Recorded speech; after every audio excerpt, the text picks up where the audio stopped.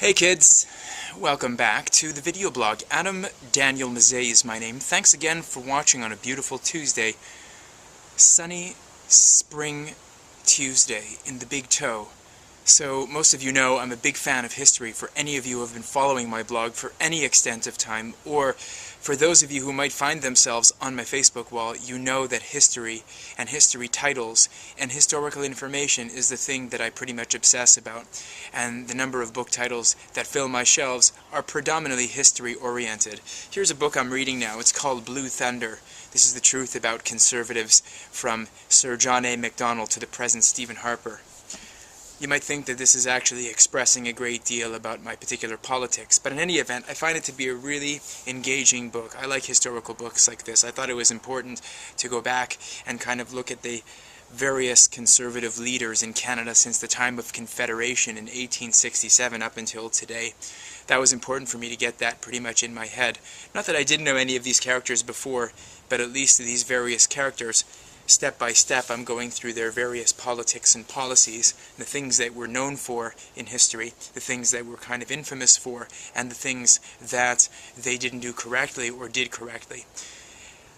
Just thought about this the other day, as you walk downtown in any big city and anywhere in the world, most of the street names and buildings, blocks and government offices are named after prominent historical personalities that have a strong connection either to that country or to the city. And it amazes me how little people in this city know about the various personalities whose names adorn the buildings where they even work every single day.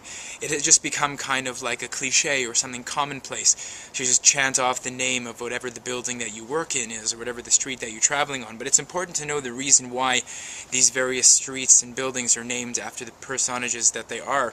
Interesting thing about a city like Toronto with over 50 or even some say 60 different languages, and which could be considered ethnic groups in the city, with over that many number of diverse people living in one town, it's kind of no mystery that people don't understand the past of the country.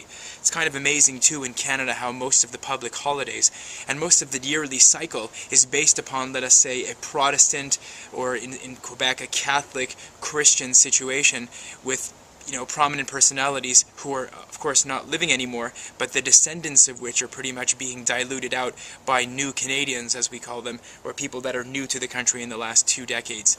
So I just found that really interesting, and I just want to ask the question, how many people actually know, the stories of the various streets and buildings like I was just talking about? How many people actually know the stories of those historical personalities? How many people can actually say that? How many people make a point of studying books like Blue Thunder and other books, whether it's from the encyclopedia or Wikipedia or whatever source that you use? How many people can actually say that they know those things? Not a lot of people. Not a lot of people care either, because we're not really living in that kind of a world anymore, because we've gone international. Having a local understanding of what went on is not really important. But it is very interesting.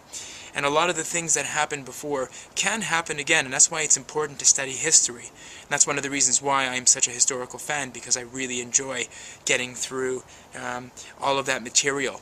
It really kind of calms me down. And so I'll continue to do so. If you haven't checked this book out before, it was a steal.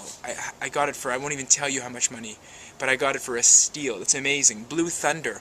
And for those of you out there who are conservative-oriented in your politics, you'll like learning about, if you're American that is, you like learning about people living north of your 49th parallel who share similar worldview to you.